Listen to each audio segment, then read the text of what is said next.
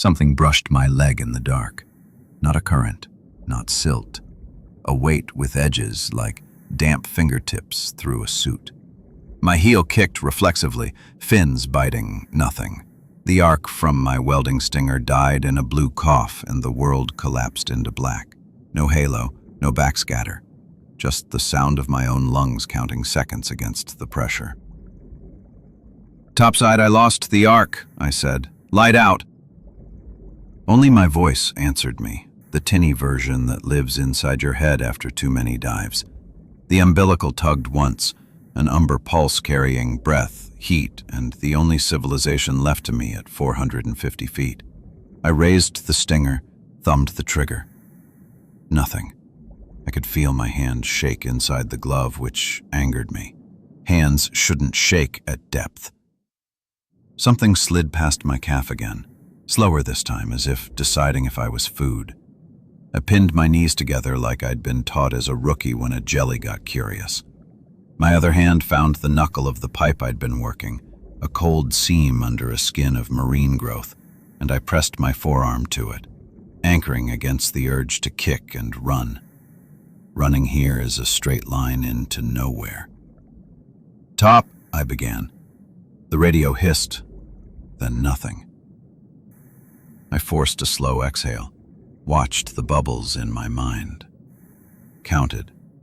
1, 2, 3.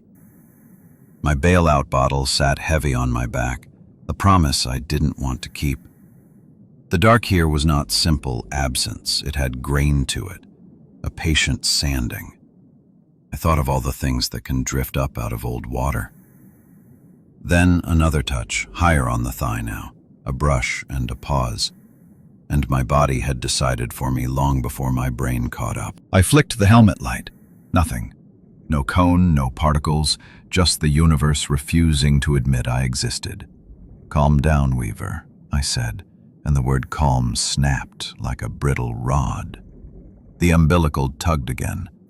Was that topside? Or weight settling wrong? I brought the stinger to the seam and squeezed one more time. For a half second the world became welding blue, an electric vein lighting the skin of the pipe, the haze exploding with life, every flake of rust and dream of a fish revealed. And in that thin sheet of brightness I saw my own leg, the silver of my knife, the seam like a mouth. And just below another light bloomed, smaller, delayed, imitating.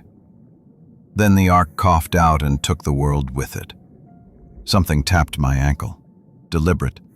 I would like to say I did the smart thing, that I stayed put and signaled, that I trusted the plan. Instead, I did what men do when the dark puts a hand on them. I kicked.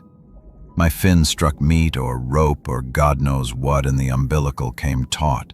The helmet caught the edge of the pipe with a bell-like knock, and the black poured into every seam of me until all that remained was breath. 1, 2, 3. I don't remember deciding to move. I remember my hand on the seam. I remember the thought, if it likes light, what happens if I turn it on again? As if it had been trying to grow inside me for years and had just now found air. I pressed the trigger. Blue lightning, the pipe revealed. The mimic light below, late by a heartbeat, blooming like the afterimage of a camera flash. In the echo of that glow, I saw a shape where my leg should be. Just a suggestion, a smear in the silt. And then, as the arc died, it rose to meet the dying light like a moth that had learned a new word. I opened my mouth to scream and water filled my helmet. No, that's the memory lying to me. I kept breathing. I counted. I let the panic run its lap around the track of my ribs and watched it tire itself out. That's what experience buys you at depth. Not bravery, just patience with your own fear. 1 week earlier, I said out loud the way you say a prayer because you need a boundary more than you need sense. The first dive went smooth. 3 hours on the line. Welds clean, no surprises. But the Gulf never shows its teeth until you're too deep to run. A squall rolled through the next morning. Waves slammed the pontoons, and the air smelled like rust and ozone. Rojas handed me coffee. You ever hear about the ghost diver? Which one? Guy back in the 90s. Said another torch followed him up from depth.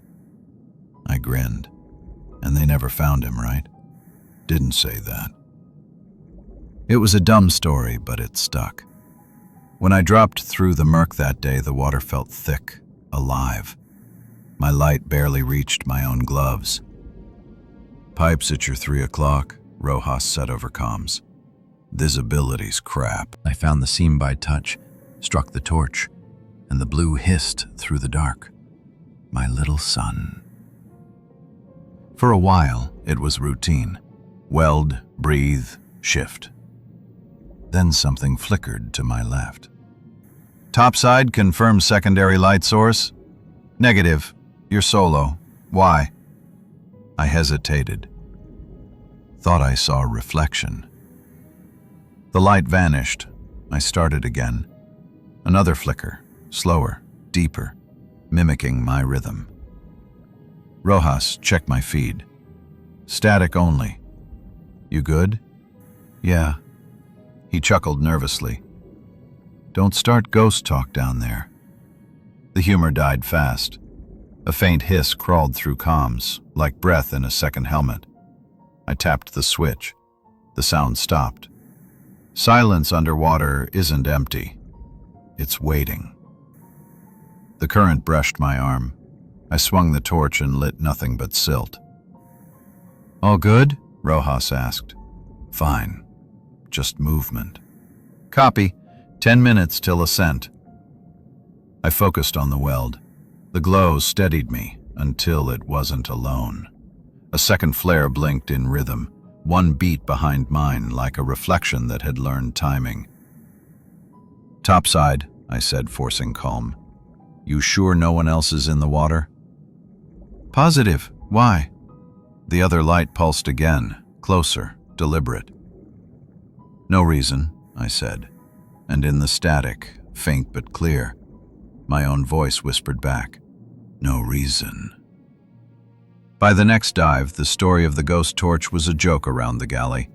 Rojas played it up, calling me Sparky Two-Step because of the light show. I laughed with them, but I kept seeing that delayed flicker in my dreams, one beat behind me, waiting to catch up. We dropped before dawn. The sea was flat, sky dull gray. I descended fast, letting the dark swallow me before the nerves could. Pressure settled over me like a lead blanket. At 400 feet, the world was green fog again. Audio check, Rojas said. Copy. Clear. Let's finish the east flange and call it early. The torch hissed to life. The blue light pulsed, haloed in silt. I worked steady until the hair on my arms prickled under the suit. There it was again, faint shimmer to the left, then gone. Topside, seeing interference. Negative, you're clean. I turned the torch off, total dark. Then, flash. A second light pulsed a few meters away, weak but perfect in timing. Rojas, I said quietly. You sure my cam's dead feed? Static answered. I waited. The mimic light blinked once more, closer. It was studying me. My heart pounded so loud I thought it might bleed into comms. I thumbed the torch back on, sweeping the beam. The shimmer vanished. Only the pipe, the dark, and a slow drift of disturbed silt. Rojas, come in. Nothing, then a whisper. Come in. My own voice, half a second behind. I froze. Cut the playback. You copying me? The echo replied again, quieter. Copying me. I reached for my tether, ready to ascend, when the umbilical line jerked once, hard. I looked down. Something pale slid along it, coiling slow, lightless but glimmering in the torch glow. Topside. I've got movement on the line. No answer. The hiss in the radio deepened, the words looping, my own voice muttering. Movement on the line. Distorted, stretched. I hit the emergency ascent signal. The tether didn't move. Another pull came from below, gentle, testing. My chest tightened. Rojas, confirm lift. Now! Static, then laughter. Not his. Mine.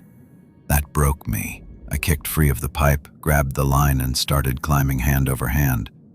The torch swung in my fist, its blue cone cutting little slices of world from the dark.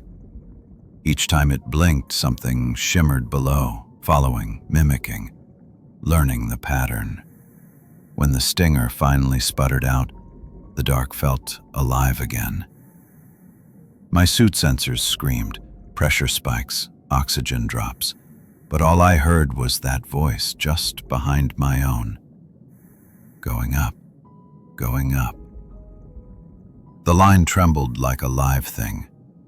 Every instinct told me to ditch the gear and blow for the surface, but 400 feet up isn't a ladder. It's a grave if you move too fast. I forced slow breaths, counting each one. The dark pulsed with faint blue glimmers beneath me, my dead torch reflected and wrong. Topside, I whispered. You reading me? Nothing. Just the hush of water folding over itself. I started climbing. My gloves squeaked against the line. For a moment I thought I was gaining, then the umbilical jerked downward. The weight below pulled once, testing. My helmet lights flickered. I stopped breathing. The glow below expanded, a blurred imitation of my shape. It rose, slow and patient, like something curious instead of hungry. I dropped the torch. It tumbled through the dark, leaving a spiraling trail of light, and the mimic followed it, echoing every drift, every twist, as if tracing my movements from the other side of a mirror. My chest hitched. The panic came like a pressure wave. Rojas, anyone, do you copy? The comms cracked alive with static, and beneath it, faint and wet, my own voice. Do you copy? I slammed the switch, shut it out, and climbed harder. My gauges jittered, pressure, depth, O2, all flickering. I couldn't tell what was real anymore. Something brushed my boot. Not a current this time, a hand or the memory of one. I looked down. The glow was closer now, almost within reach, moving in perfect sync with my kicks. It wasn't light anymore. It was shape. Not real, I muttered, but the words fogged inside the helmet like frost. The water around me brightened suddenly, a flare from below that wasn't mine. It pulsed once, twice, then every gauge on my wrist went black. My regulator hissed empty for a breath before catching again. Then I heard it, knocking. 3 taps against the back of my helmet. Slow, patient. I kicked, dragging myself up the line until my arms screamed. The surface felt impossibly far, the weight of miles pressing down. A shadow moved beneath, pacing me, its edges breaking apart like liquid steel. Every movement I made, it copied, half a second late. When I finally broke through the murk into the thin, silvery light near the surface, I could see the rig's underbelly above me, distorted and waving. I almost laughed. Then I saw another silhouette rise behind mine, longer, wrong-limbed, climbing faster. The surface team's winch caught the line. The tug yanked me up hard. My head snapped back, the world spinning white. The last thing I saw before the surface broke was that imitation light stretching toward me, its glow bleeding into mine like 2 flames merging. Then, daylight hit my visor. I screamed, but no one heard it over the sound of the ocean boiling around me. They said I was screaming when they pulled me out, but I don't remember that part. Just the light, cold and wrong, burning behind my eyelids. Then the clang of the decompression hatch sealing shut, and everything went quiet again. Inside the chamber, air hissed and valves sang. Rojas's voice bled through the speaker, shaky but trying to sound calm. "You're okay, Cal. You're topside. Breathe slow." I tried. My lungs didn't believe me. My suit reeked of ozone and burnt metal. Every time I closed my eyes, I saw the glow rising behind me, inch for inch, breath for breath. "What the hell happened down there?" he asked. "Something followed me up," I rasped. "It stayed under the light." "Negative," he said after a pause. "No contacts. Sonar's clean. Check again." There was a click, muffled chatter, then silence. Minutes passed, or hours. Time in the chamber has no shape. I stared at the porthole, black water beyond, the rig's floodlights shimmering like ghosts. And then faintly I saw it, a pale glow spiraling upward through the dark, slow as smoke. "Rojas," I whispered. "You seeing that?" The glow reached the surface and spread beneath the waterline like a second sky. For a heartbeat, I thought it was reflection until it blinked. Once, twice, matching the pattern of my old torch. Something brushed the viewport from outside. A handprint, if you could call it that, pressed against the glass. The fingers long and fluid, like mercury learning to take shape. Behind it, a face hovered in the murk, stretched thin and almost human. Its mouth opened, and bubbles traced the word I didn't want to read. Up. I staggered back, banging the chamber wall. "Rojas! Get eyes on the viewport, now!" By the time he answered, it was gone, just ripples and my reflection staring back. They reviewed my helmet cam later. The video was corrupted, full of static and distorted audio. But near the end, right before I breached, there was a faint blue shimmer pacing my ascent. Frame by frame, it climbed the bubbles, following the light trail like a thread. In the final second, it reached the surface. The screen filled with a white flare, then darkness. The text said it was just interference, a feedback loop. I nodded and signed the report. But sometimes, at night, when I shut my eyes, I see that flicker again, half a second behind me, waiting to catch up. I quit the rig a week later, sold my gear, moved inland. But last night I was walking home past the river and saw something out on the water, a faint blue light drifting just beneath the surface. And when I stopped to watch, it stopped too. If you ever find yourself working deep below the surface, remember this. Light doesn't always mean safety. Down there, it's a language, and sometimes something's listening. Cal Weaver's footage was sealed after the incident. The company blamed electrical malfunction, equipment failure, and diver stress. But divers who worked that sector afterward reported strange reflections during their torch tests, blue flickers that echoed their every move. They say the deeper welds hum now, like something breathing behind the steel.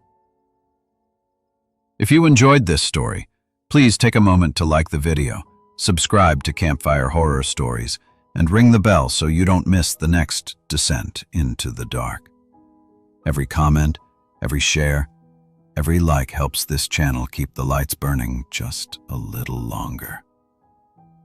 Because out there, in the black, something still remembers his name.